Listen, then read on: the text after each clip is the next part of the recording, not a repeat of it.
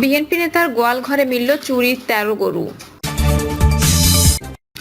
Sorry আর চুপ থাকতে পারলাম না, সার্জিসের পোস্টে হান্নানের প্রতিক্রিয়া।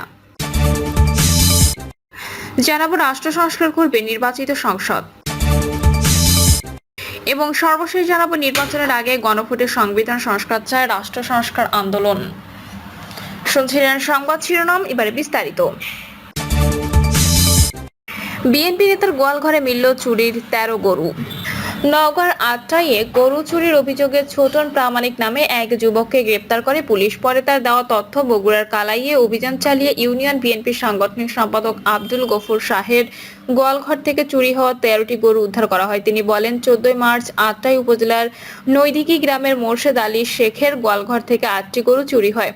এরপর থেকেই এই ঘটনায় জড়িতদের শনাক্তে কাজ শুরু করে পুলিশ। এক পর্যায়ে শনিবার আত্রাইয়ে অভিযান চালিয়ে নওগাঁ, বগুড়া, গাইবান্ধা, জয়পুরহাট জেলা গরু চোর চক্রের সক্রিয় সদস্য ছোটন প্রামাণিককে গ্রেপ্তার করা হয়। পরে তার দেওয়া তথ্যের ভিত্তিতে এ চক্রে জড়িত বগুড়ার কাহালু উপজেলার কালাই ইউনিয়নের আব্দুল গফুর শাহের বাড়ি থেকে চোরাই ১৩টি গরু উদ্ধার করা হয়। এই গরুগুলোর মধ্যে ৫টি আত্রাই থেকে চুরি হওয়া বলে শনাক্ত করা গেছে। এই ঘটনায় জড়িত অন্যদের গ্রেপ্তার অভিযান অব্যাহত আছে। সরি আর চুপ থাকতে পারলাম না, সার্জিসের পোস্টে হান্নানের প্রতিক্রিয়া।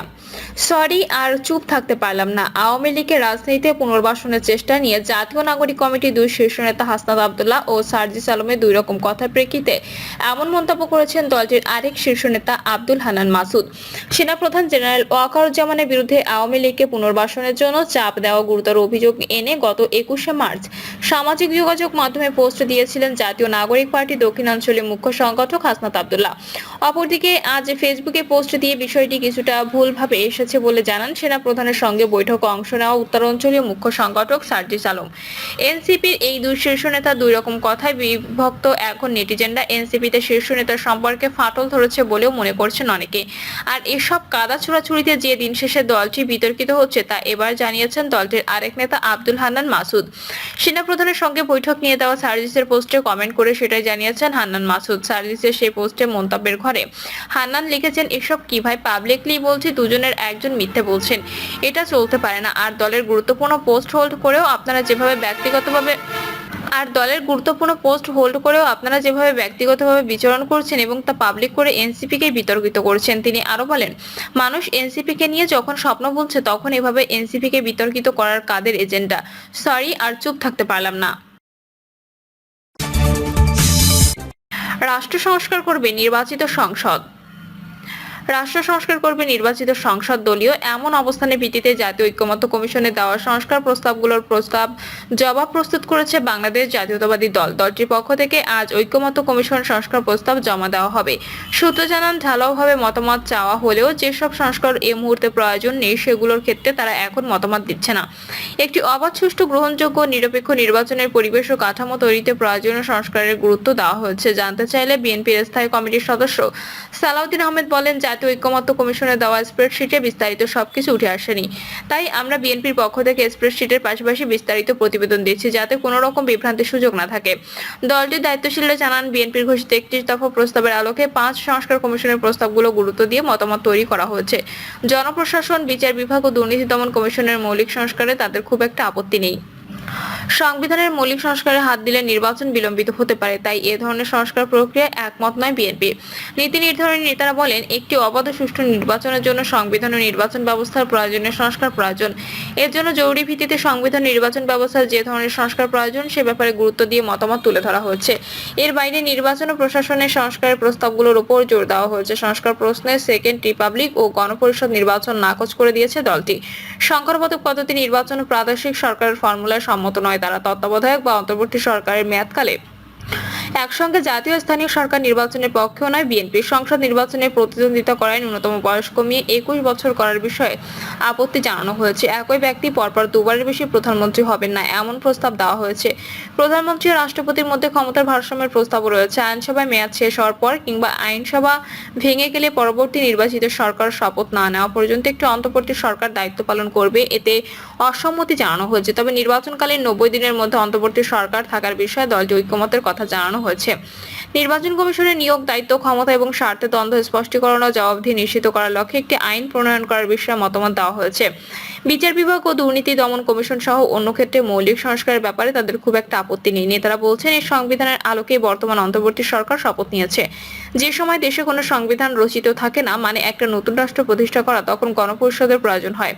দলটি মনে করে বিগত স্বৈরাচার শেখ হাসিনা ক্ষমতা দীর্ঘস্থায়ী করতে সংবিধান দলীয়করণ করে গণতন্ত্রের বিপক্ষে এবং নিজেদের পক্ষে সাজিয়েছিলেন। এই কারণে সংবিধানে যে ব্যত্যয় বা বিচ্যুতি হয়েছে, সেজন্য সংবিধানের প্রয়োজনীয় সংস্কার প্রয়োজন। রাজনৈতিক মতৈক্যে সেসব সংস্কার করবে নির্বাচিত সংসদ।